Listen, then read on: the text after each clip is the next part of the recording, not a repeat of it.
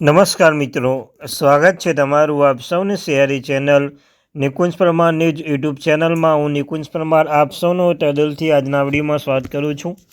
આજના વિડીયોમાં વાત કરીશું પેન્શનરો અને સરકારી કર્મચારીઓના હિત માટે સુપ્રીમ કોર્ટ અને હાઈકોર્ટે લીધો સંયુક્ત નિર્ણય. પેન્શન માટે ખાસ જાણવા જોગ માહિતી લઈને આવ્યો છું.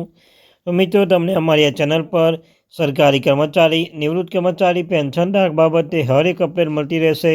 તો આપણી આ ચેનલને નિકુંજ પરમાર ન્યૂઝ યુટ્યુબ ચેનલને સબસ્ક્રાઈબ કરીને વિડીયોને લાઇક કરવાનું ભૂલશો નહીં મિત્રો. તો ચાલો જાણીએ વિગતવાર માહિતી. તો મિત્રો, 8મો પગાર પંચ. જેમ જેમ સમય પસાર થઈ રહ્યો છે તેમ તેમ કર્મચારીઓને 8મા પગાર પંચની અપેક્ષા વધી રહી છે. તાજેતરમાં 8મા પગાર પંચ હેઠળ કર્મચારીઓ પગાર વધારો એક મોટો અપડેટ સામે આવે છે. અહેવાલો અનુસાર 8મો પગાર પંચ અમલીકરણ પછી કર્મચારીઓના પગારમાં વધારીને 1,02,800 રૂપિયા થશે મિત્રો. અને સરકાર 8મો પગાર પંચની સ્થાપના કરી છે, જેનાથી કર્મચારીની અપેક્ષા વધી છે. 8મા પગાર પંચની અમલીકરણથી સરકારી કર્મચારી પગારમાં નોંધપાત્ર વધારો થશે. તો ચાલો જાણીએ 8મું પગાર પંચના અમલીકરણથી કર્મચારીના પગાર પર શું અસર પડશે મિત્રો. 8મું પગાર પંચની ભલામણો આધારે સરકારી કર્મચારી પગારમાં મોટો વધારો થશે, પરંતુ પેન્શન કર્મચારી મોંઘવારી ભથ્થા અને મોંઘવારી રાહત ડીઆરમાં શૂન્ય થઈ જશે.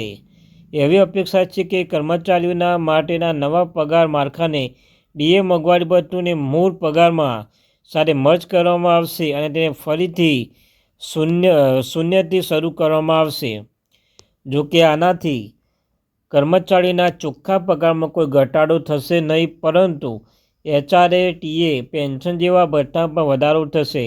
8મું પગાર પંચના અમલ પછી કર્મચારીમાં ડીએને પગાર સાથે મર્જ કરવામાં આવશે મિત્રો.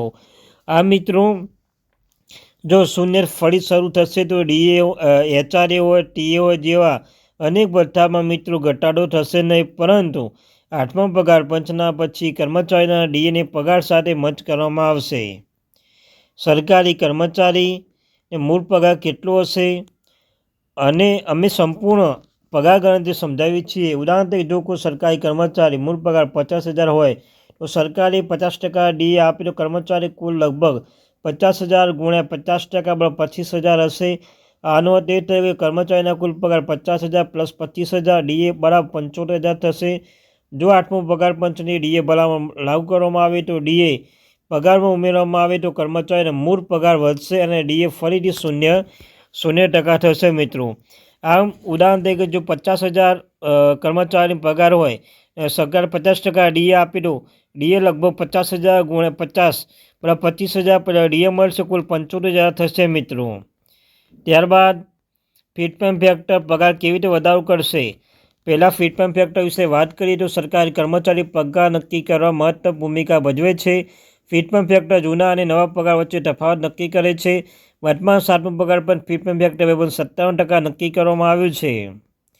અને મિત્રો, 8મા પગાર પંચમાં 57% ફિટમેન્ટ ફેક્ટર લાગુ કરવામાં આવ્યું. 40,000ના મૂળ પગાર ધરાવતા કર્મચારી માટે નવો પગાર ગણતરી 40,000 ગુણ્યા 57 એટલે 1,02,800 થશે. આનો અર્થ એ થયું કે કર્મચારીનો પગાર બમણાથી પણ વધુ વધારો થશે મિત્રો.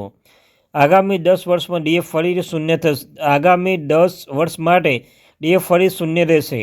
જ્યારે પણ નવો પગાર પંચ લાગુ કરવામાં આવે ત્યારે પ્રક્રિયા પુનરાવર્તન થાય છે. 8મું પગાર પંચ હેઠળ નવું પગાર પંચ માળખું લાગુ કરવામાં આવ્યું છે. લેબર બ્યુરો તક નવું સીપીઆઈ આધાર વર્ષ બહાર પાડશે. તે મુજબ ડીએ ફરી શૂન્ય ટકાથી શરૂ થશે અને દર 6 મહિને 3% વધશે મિત્રો.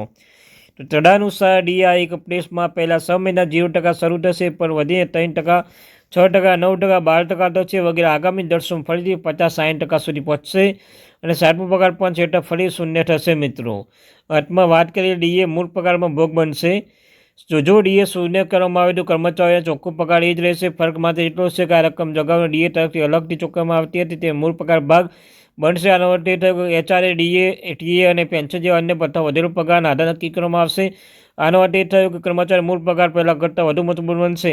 પગારમાં ડીએ ઉમેરવાથી કર્મચારી ભાવિ વધારો અને પેન્શન ગણતરી પણ નક્કી થશે મિત્રો. તો આપણી આ ચેનલ નિકુંજ પરમારની યુટ્યુબ ચેનલને સબસ્ક્રાઈબ કરી લેજો મિત્રો. Thank you very much.